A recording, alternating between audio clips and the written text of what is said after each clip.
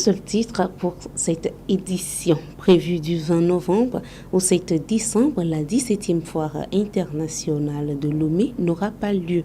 Le gouvernement a pris cette décision en vue de mettre sous contrôle la propagation de la pandémie au coronavirus.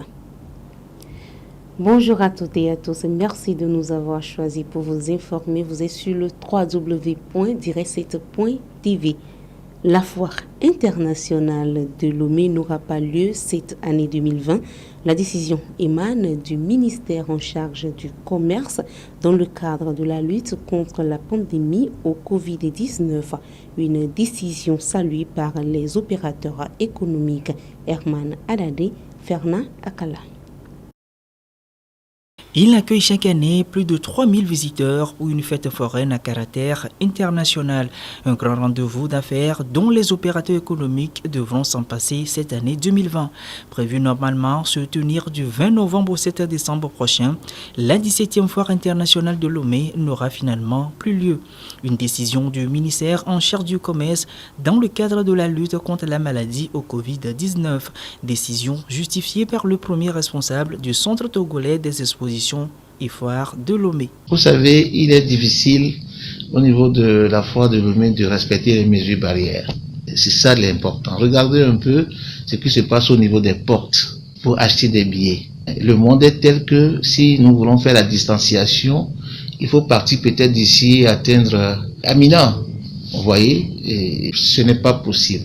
Et même au niveau de l'enceinte, les samedis et dimanches, vous voyez comment les visiteurs sont à 0 cm. Donc, au niveau des mesures barrières, ça va être très très difficile de pouvoir respecter. Nous avons réfléchi à tout cela.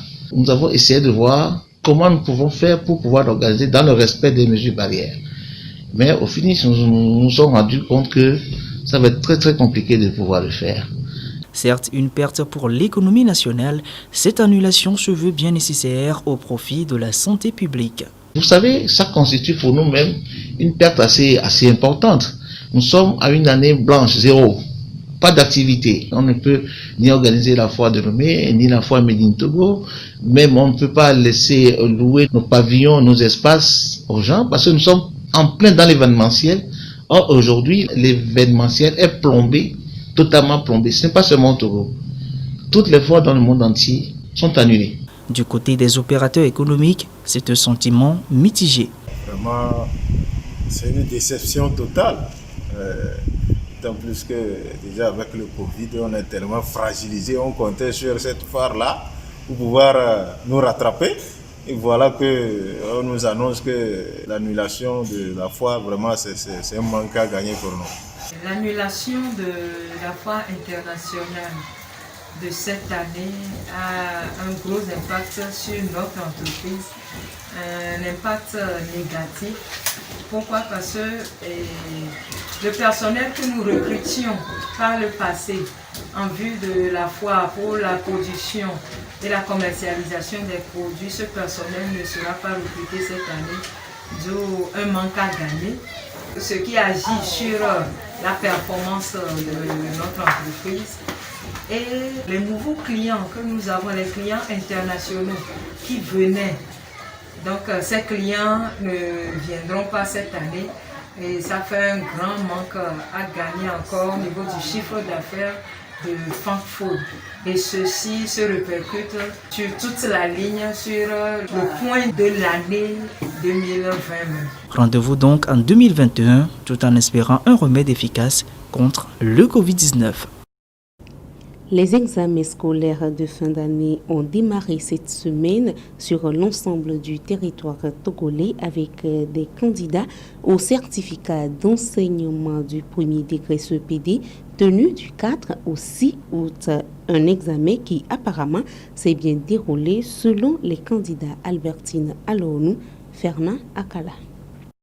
Atmosphère déconcentrée entre camarades après la dernière épreuve d'examen consacrée à l'éducation scientifique et initiation à la vie pratique ce 6 août. Ce qui témoignerait d'une issue normale, voire prometteuse pour l'examen du certificat d'enseignement du premier degré CEPD, débuté le 4 août dernier sur l'ensemble du territoire togolais. Visiblement soulagé, le parcours dans son ensemble est donc sans inquiétude malgré les nouvelles conditions d'examen dues au Covid-19. Le cash ne nous a pas dérangés. Les épreuves sont faciles et très bonnes. Je suis sûre que je vais réussir à cette composition. L'examen s'est bien passé. J'espère que je serai première du centre. Sur un effectif de 247 candidats inscrits ici au centre SOVIEP, seulement 5 ont manqué à l'appel, ce qui n'empêchera pas d'espérer d'un taux de réussite avoisinant les 100%. Tous étaient présents, ils ont respecté les mesures barrières et les épreuves ont été très abordables. On ne peut que souhaiter le meilleur pour les candidats. 100%, je serai fière, très fière même. Après ces élèves de la classe du CM2, c'est au tour de leurs aînés de la classe de première de rentrer en lice le 18 août prochain dans le cadre du baccalauréat première partie.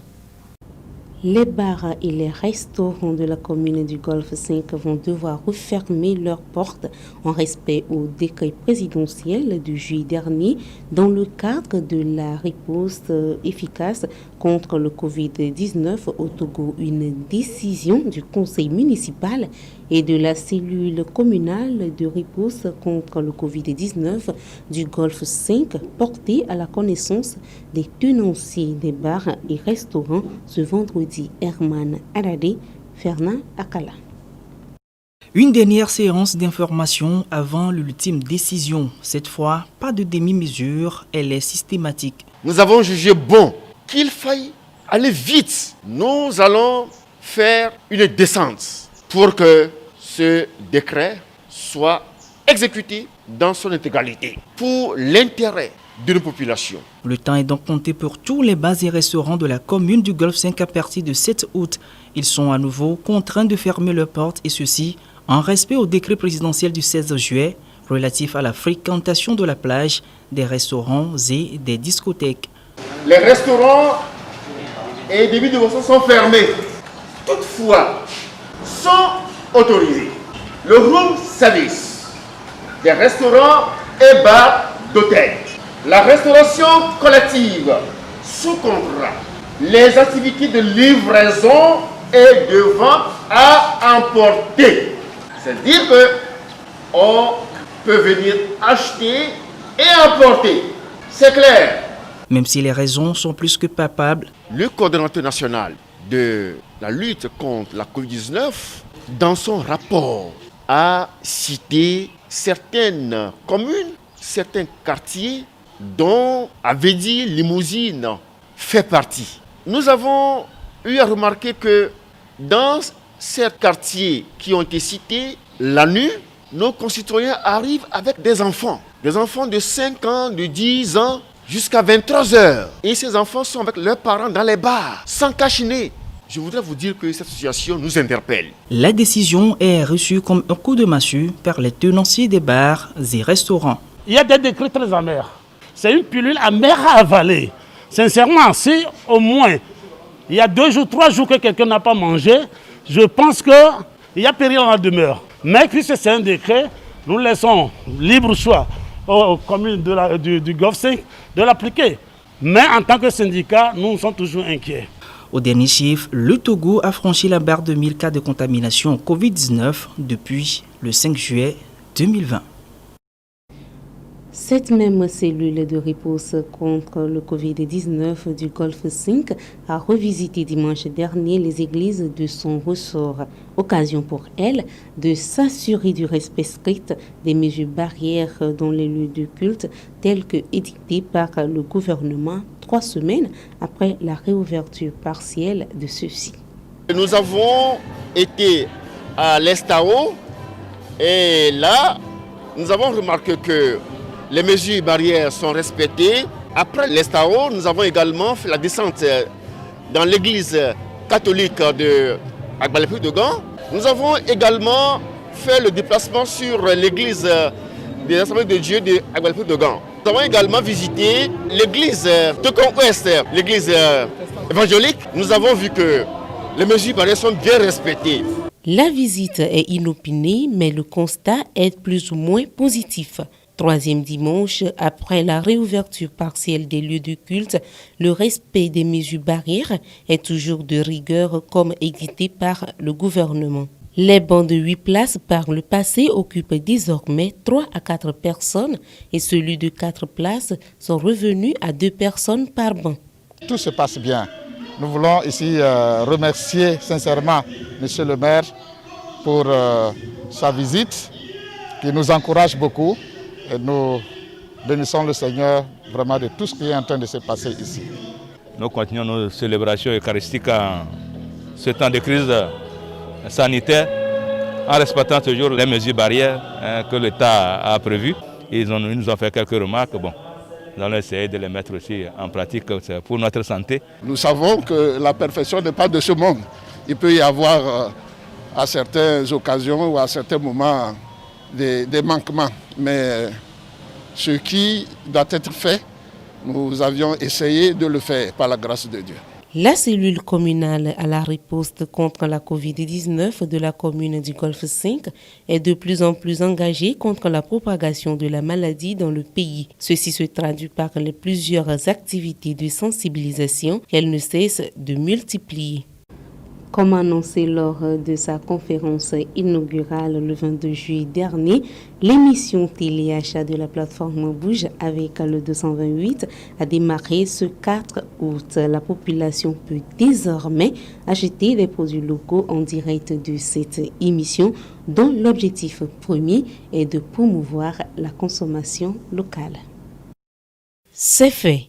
L'émission téléachat de la plateforme Bouge avec le 228 a effectivement démarré ce mardi 4 août sur la web télé Direct 7. Le but de ce projet est de faire adopter les produits locaux aux populations. 2 entrepreneurs ont été au cœur de ce premier numéro, à savoir le promoteur de Natuté et celui de Minago. Le rendez-vous est prévu ce samedi à 8h pour le deuxième numéro, toujours sur le www.direct7.tv. Et voilà qui met un point final à cette édition. Merci de l'avoir suivi. À la semaine prochaine.